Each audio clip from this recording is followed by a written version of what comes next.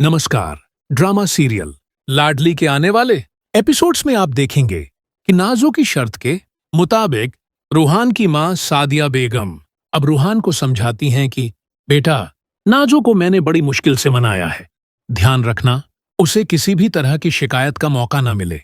मेरी बहू लाड प्यार में पली है और वह हमेशा अपनी बात मनवाने की आदत रखती है। तुम्हें उसकी हर बात माननी पड़ेगी और याद रखना, तुमने उससे मोहब्बत की है। अब मोहब्बत की है तो उसे निभाना भी होगा। मेरी फिक्र मत करना, मैं घर में अकेली रह लूंगी। अबरीश भी आती जाती रहेगी और तुम भी चक्कर लगाते रहना। लेकिन रूहान को इस बात का बिल्कुल अंदाजा नहीं होता कि नाजो ने सादिया को इस शर्त पर मनाया है कि वह खुद रूहान से कहेंगी कि उन्हें नाजो और रूहान के साथ नाजो के घर पर नहीं रहना। जालिम नाजो सादिया को कसम खिलाती है कि वह यह राज जिंदगी भर रूहान को नहीं बताएंगी। रूहान अपनी मां से कहता है, अम्मी, मैं आपको घर में अकेला छोड़कर वहां कैसे रह सकता हूं? आप मेरे साथ चलिए, जिद मत कीजिए, आपके बिना मेरा दम घुटेगा। मगर सादिया नाजो की शर्त मानते हुए कहती हैं, बेटा, मैं कुछ दिनों में आ जाऊंगी, लेकिन अभी तुम और नाजो वहीं रहो। मैं चाहती हूं कि अपनी बहू का स्वागत मैं अपने घर से करूं। नोमिन 2016 सादिया जब नाजो को अपने घर लाती हैं तो नाजो का रूखा सूखा बर्ताव सबको चौंका देता है। वह रूहान का सजाया हुआ कमरा देखकर कहती है, ये सब क्या है? तुम मुझे इस कमरे में रखना चाहते थे?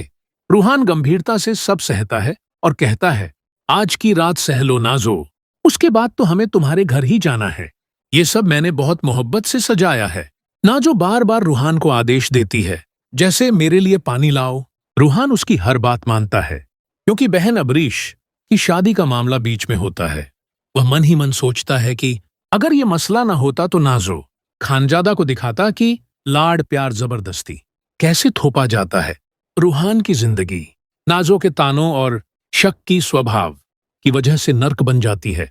वह दफ्तर में चैन से काम नहीं कर पाता और घर में भी सुकून नहीं मिलता। नाजो बार बार फोन करके पूछती है, आज ऑफिस से लेट क्यों हुए? कहीं मां के पास तो नहीं रुके थे?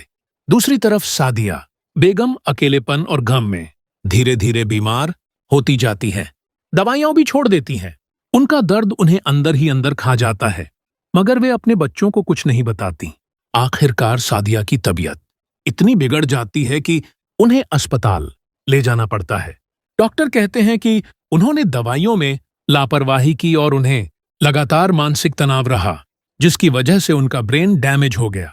सर्जरी के बीच ही उनका इंतकाल हो जाता है। रूहान टूट जाता है।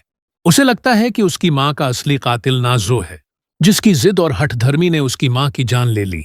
मगर बहन अबरीश की शादी की वजह से वह नाजो से कुछ नहीं कह पाता। आखिरकार मरियम नाजो की सारी चालाकी रिकॉर्ड कर लेती है और रूहान को सच्चाई पता चलती है। रूहान गुस्से से नाजो से पूछता है, क्या तुमने मेरी मां पर शर्त रखी थी? नाजो बेहयाई से कहती है, बुढ़िया मर गई, लेकिन फिर भी हमारे बीच जिंदा है। यही मरियम नाजो को थप्पड़ मारकर कहती है, हाँ रूहान, ये सब सच है। रूहान सबके सामने कहता है, ये मेरी मां की कातिल है और मैं इसके साथ एक पल भी नहीं रह सकता। सबके सामने रूहान नाजो को तलाक दे देता है।